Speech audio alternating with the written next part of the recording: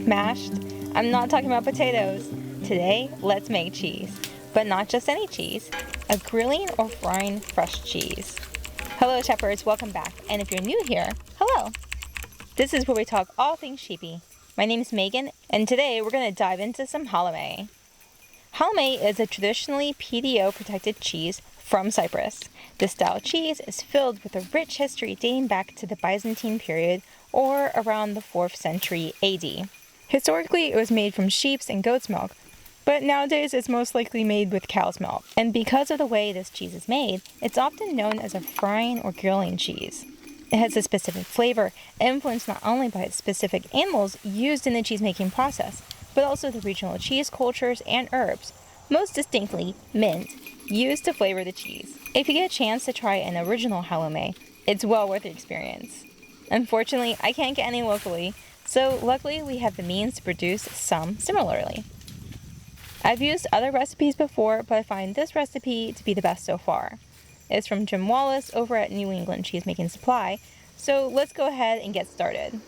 I'm using our sheep's milk, skimmed cream, and some wild mint to flavor our cheese. You can make this with whole milk, goat, or cow really, or a blend of those.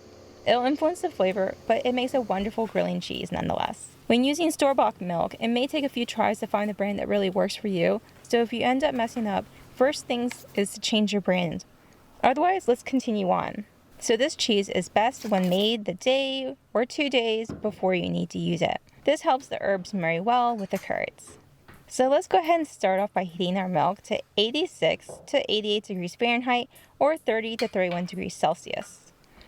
I'm using a half-gallon milk, which is enough for our needs for dinner.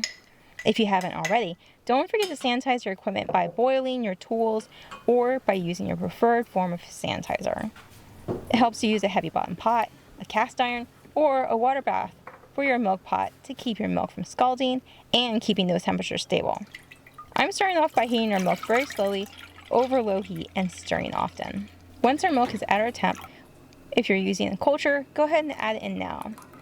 Because of the high heat, we're going to cook our curds at the bacteria that we're using will end up getting destroyed, but they'll still help in adding nuance to our cheese. If adding lipase or calcium chloride, these can be added now. Lipase is often used to help give cow milk a little extra punch, and the calcium chloride will help if you're using any store-bought milk to form firmer curds. So then we stir briefly to incorporate all of our cultures and additives well into our milk. Let's go ahead and add 1/4 of a teaspoon of single-strength liquid rennet, diluted in about 1/4 of a cup of water. We're going to stir in thoroughly so that all parts of our pot get to know our rennet. Up and down, around. Chaos is your friend here. So stirring well and haphazardly for about 30 seconds to 1 minute.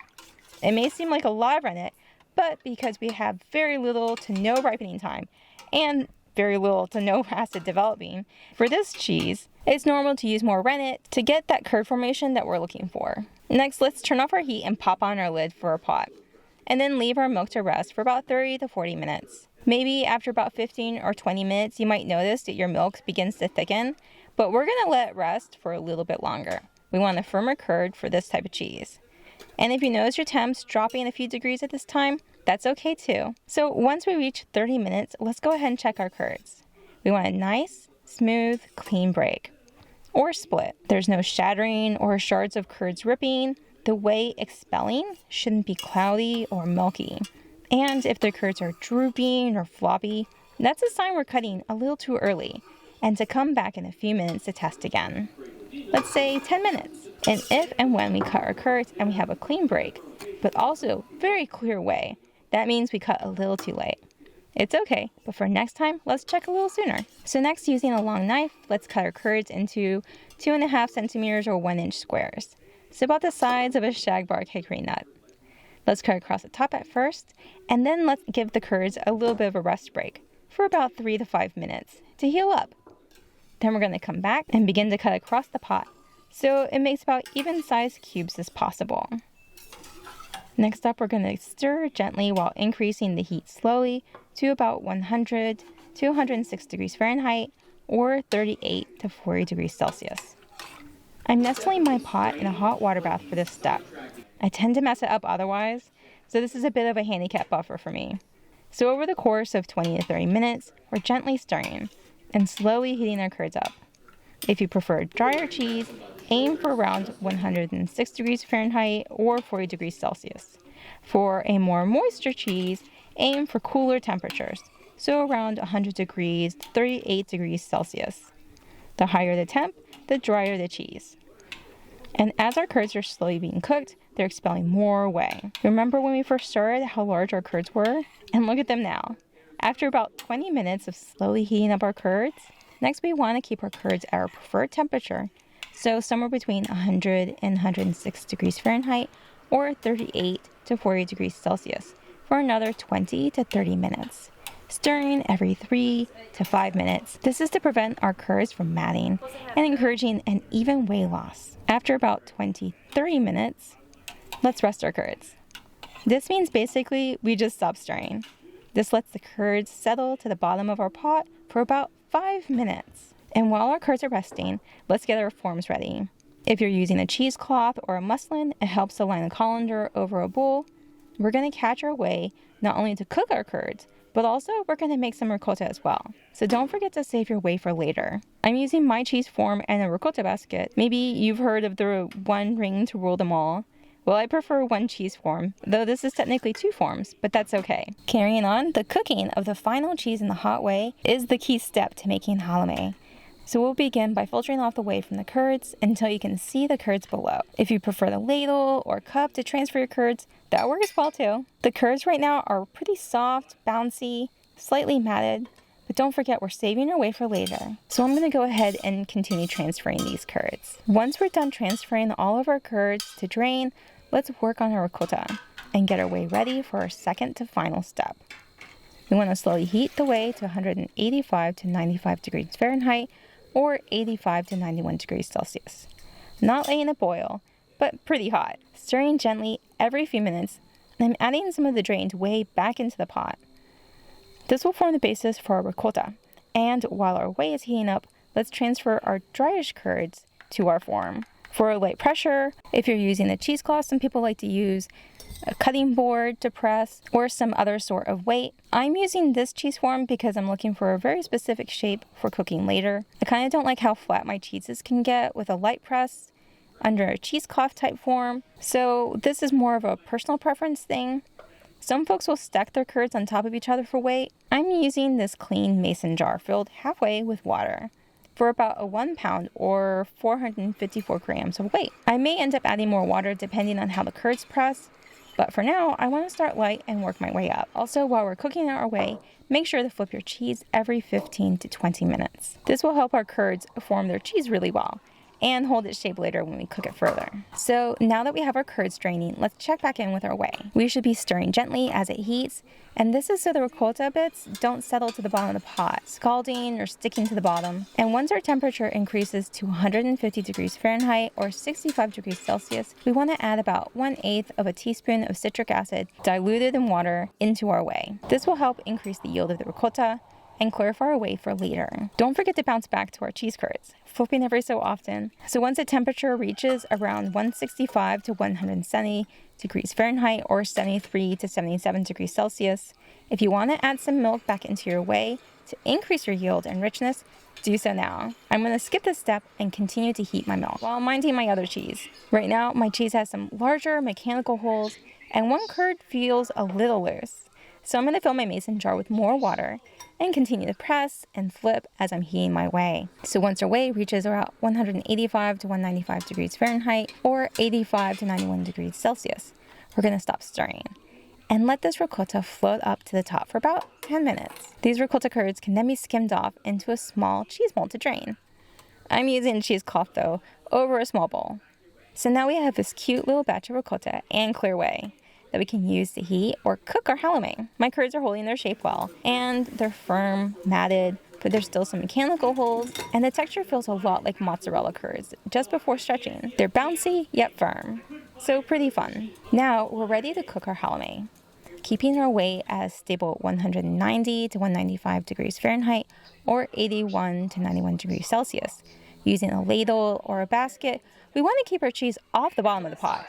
This prevents our cheese from sticking to the bottom, and just like in my mozzarella video from earlier, I'm using a ricotta basket, but I'm using my ricotta basket to not only lower my curds into the whey, but also fumble with the curds, spinning them around, keeping them off the bottom of the pot. At first, the cheese will sink to the bottom, but as the cheese cooks, it'll eventually start to float up to the surface. This can take anywhere from 20 to 30 minutes. I didn't really keep track of time, and I'm mostly observing the behavior of the cheese. I'm just spinning the basket and fooling with it every now and then. So now that our cheese, it looks like it's starting to float, but I'm going to go ahead and keep cooking it a little longer until I feel like it's for sure floating 100%. So now it's ready to be removed.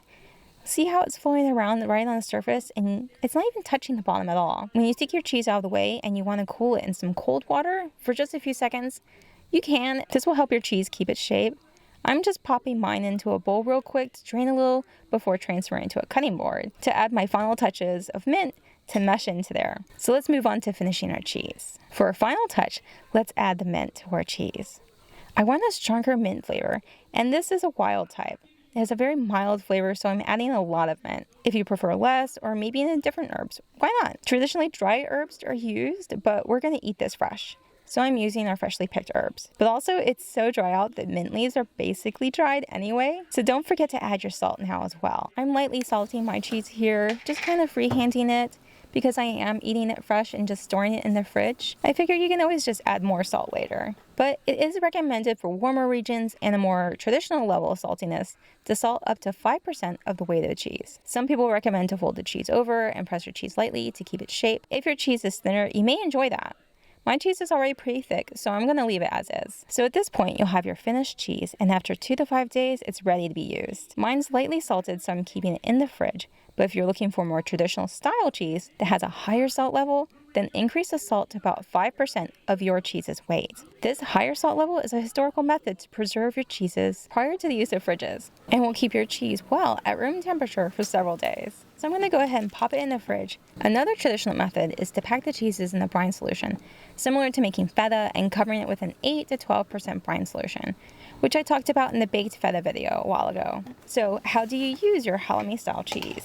It's been a couple days now, and your cheese is mellowed out a bit in our fridge.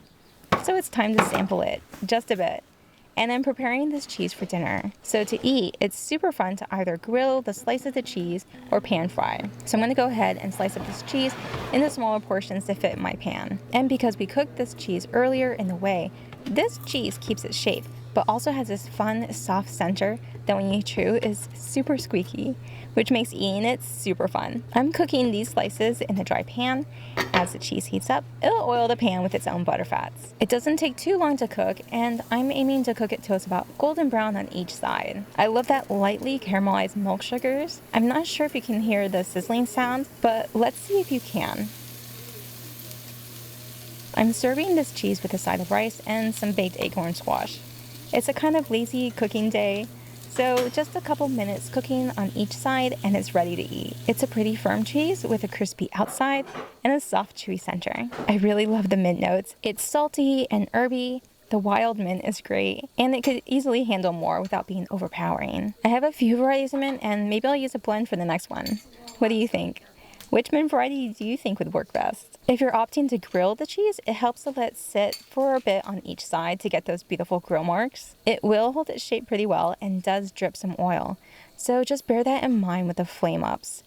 So there you have it. So with half a gallon of milk, we have dinner, some ricotta for another dinner, and some skimmed cream for butter making later on. Pretty awesome, no? That's not even counting the other products like wool. Did you ever think that with one type of livestock it provides so much for your home? In tangible and intangible things? Sheep can warm our hearts, warm our body through their wool, and give us so many delicious things to eat. What's your favorite tangible or intangible thing your livestock gives you? Let me know in the comments. If you made it this far, an extra special thank you. I appreciate you. And if you enjoy diving into the sheepy side of the dairy world, hit that subscribe button and the bell where we explore a sheep-focused lifestyle every week. Until next time, ta-tas!